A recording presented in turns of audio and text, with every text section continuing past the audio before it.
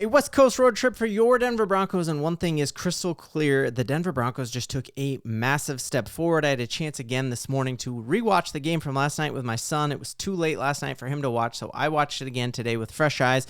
Saw a different broadcast copy, and so much stood out to me just about the ways that this Denver Broncos team has moved forward. If you're new to the channel, I'm a diehard Denver Broncos fan named Ben. Helps me in the YouTube algorithm out a ton. If you like the Broncos, if you would like and subscribe. So here we are, that the Denver Broncos went into Santa Clara, went into Levi Stadium, the site where they last time they were there, they won a Super Bowl. The next time they're there, they're going to win another Super Bowl. Super Bowl 60 is there in just about 6 months from right now. And the Denver Broncos absolutely mollywopped the home team, winning 30-9. Yet in Broncos country, there's like a little bit of like sadness about how the first team offense played. And after watching it again, I have a lot of encouraging takeaways.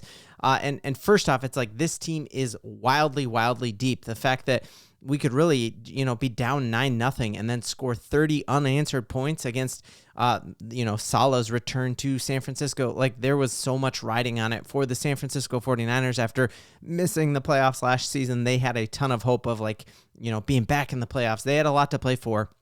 And the fact that the Broncos went in and won so dominantly is fantastic. But we also heard from Sean Payton, and I think we really saw some of the rationale behind why the first-team offense looked as bad as they did.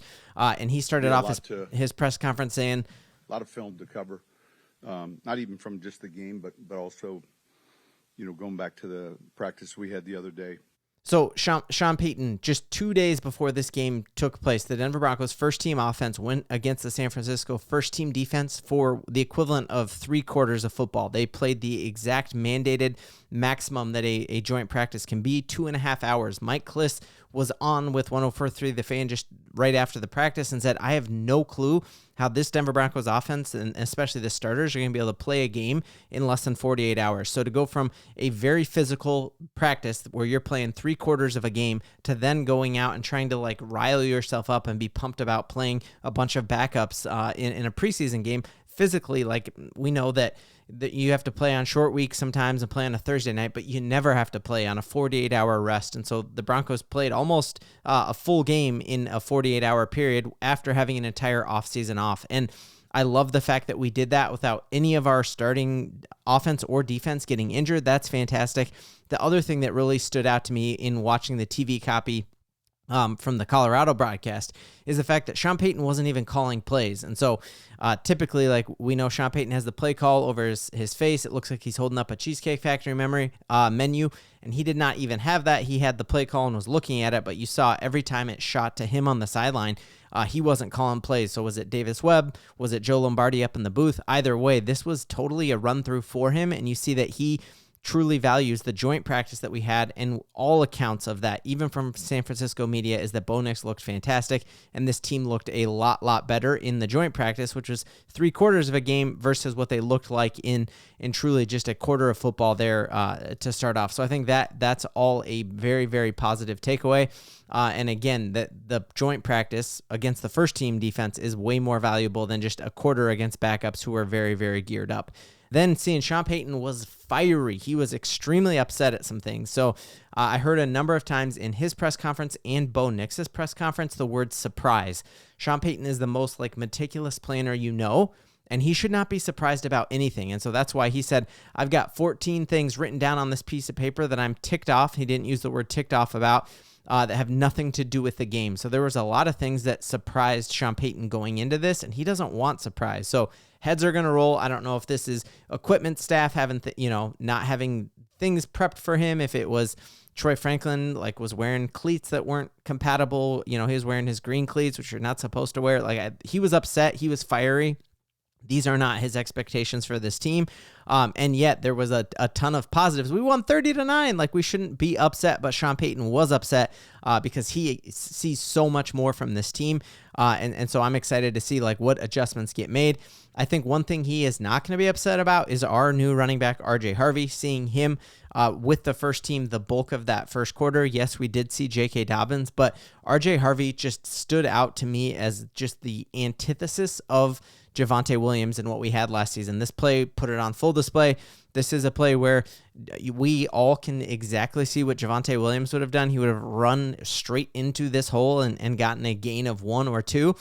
Which I guess we'll take because it's not a loss. But seeing RJ Harvey press the hole and then bounce it out was just phenomenal to see him like, oh, that, if that was Javonte, that would have been a loss or a gain of 1 or 2. RJ Harvey takes it here for a first down. Absolutely love seeing that because it was so different from what we had, prior to that. Now, the criticism of RJ Harvey is that he's relying on his speed, and he tried to bounce several things outside last season. So I'm excited to see him choose when to bounce that out and when is the time that you need to actually cut that back inside. And Bo Nix in his press conference kept coming out and saying like he's going to keep adding to that arsenal and know when to do that. Like this is his first NFL snaps.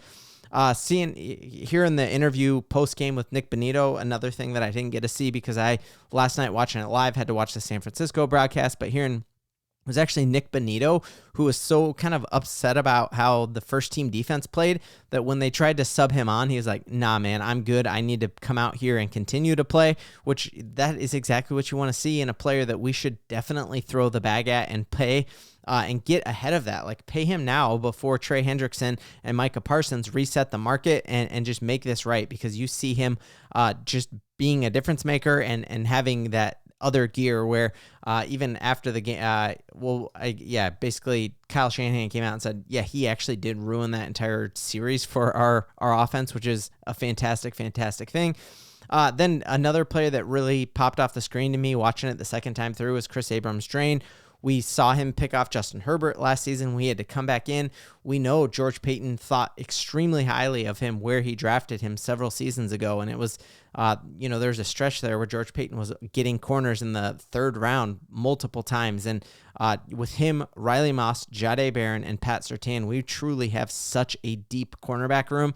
And seeing not only like former Chris Harris Jr. from the no-fly zone being like, dude, how are we going to keep this cat off of the field? But then seeing John Franklin Myers be like, yeah, he is so cold. This guy is absolutely nasty in a game record. That's awesome.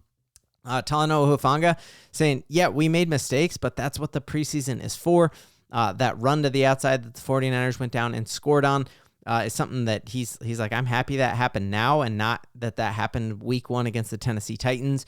We know Kyle Shanahan's offense is absolutely famous, going all the way back to his father, Mike Shanahan, and Gary Kubiak they have those first 15 plays dialed up. And so they spent a whole joint practice getting their butts handed to them by the Broncos defense. And so they knew exactly what to do. And that was their counterpunch. And that was their only punch was a counterpunch. And after that, the Denver Broncos absolutely blanked them. Their only other score of the game being a safety, and not safety Talanoa Hufanga, but being Bo Nix. And speaking of safety by Bo Nix here, kind of seeing other angles of this and exactly what happened, you just see Bo Nix going back in and kind of grasping at straws and really wanting something. And again, this was a play that he said he was surprised in because typically in NFL preseason games, you do not run safety blitzes. I've had my TV on NFL Network this entire preseason. You do not see these exotic blitzes. And so you see Saleh coming back home to San Francisco, dialing up something they had not seen before. And so you see Bo Nix here just being like, oh, if I can wait another half second because it looks like the pressure's coming from the right, I can get Evan Ingram his first catch in this practice, or I also know that I've got a guy flying here, and if I just can give myself one more second, I'm going to be in good shape. And he saw a safety blitz coming at him that he was not expecting because this is the preseason, and he should not see that. And just seeing like, man, if this is the worst play, how different is this than the famous Anthony Richardson play where he just shows no comprehension of his offense whatsoever. Bo Nix just knows, I don't want to get hurt. I'm going to dump this away and not concerned about that whatsoever. And the other player that we just need to be wildly hyped about after this preseason game is absolutely Trent Sherfield.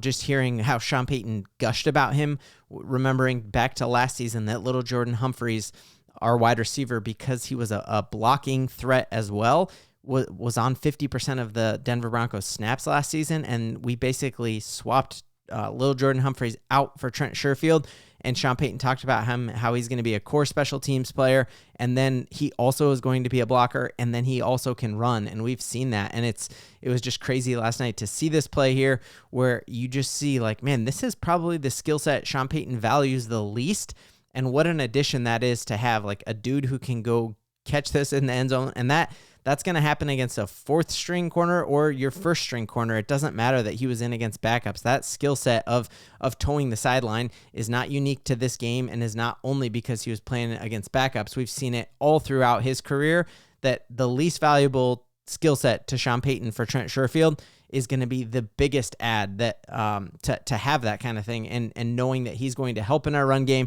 that he's absolutely going to help in our special teams, that he can catch contested balls. Trent Sherfield is going to be a massive, massive addition.